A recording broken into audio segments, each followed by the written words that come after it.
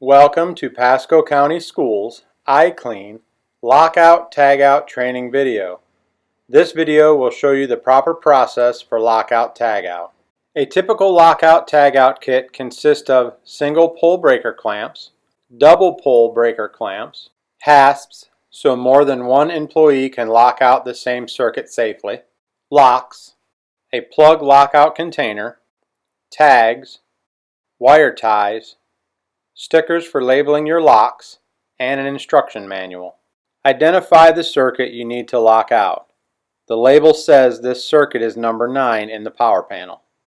Open the panel and read the panel identification card. This says that circuit 9 is computer receptacles on the south wall, which is where the receptacle is located. So we need to find circuit number 9. This panel is not numbered, so we'll have to identify it. Starting at the top left, it says circuit 1 is the main breaker and circuit 3 has some dotted lines. So when we look at circuit 1, we see it is a double pull 125 amp breaker taking up circuits 1 and 3.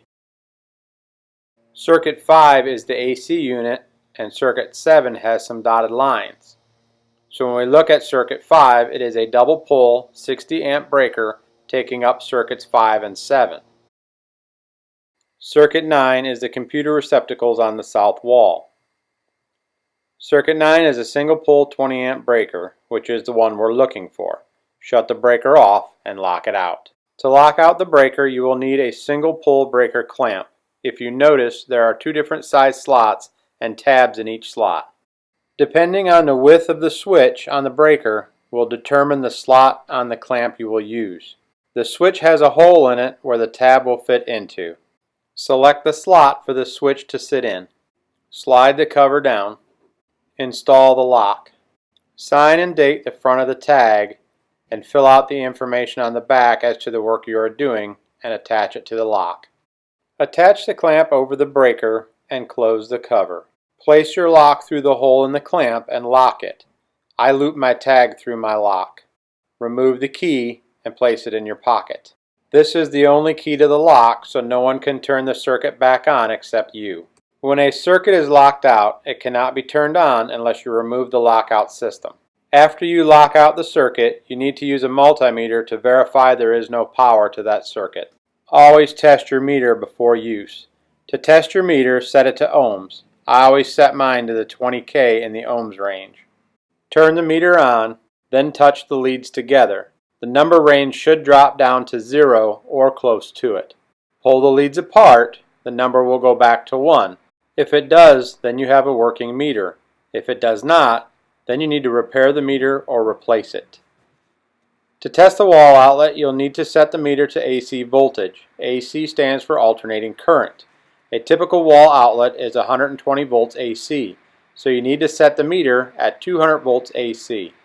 You have to set the meter higher than the actual voltage you are testing. To test the outlet, place the black lead in the large slot. This is the common side of the outlet where the white wire is attached. Place the red lead in the small slot. This is the hot side of the outlet where the black wire is attached. Check the reading. If there is no reading, then the power is off. When you finish working on the circuit, then you can remove the lockout. Unlock the lock, take it off, and remove the clamp.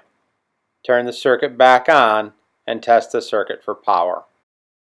Test it the same way you did earlier by placing the black lead in the large slot and the red lead in the small slot. Then check your reading on your meter. To lock out a piece of equipment that plugs into an outlet, you can use the plug lockout container. Open the container and place the plug end inside. Close the container and insert your lock. Remove your key and tie your tag to the lock.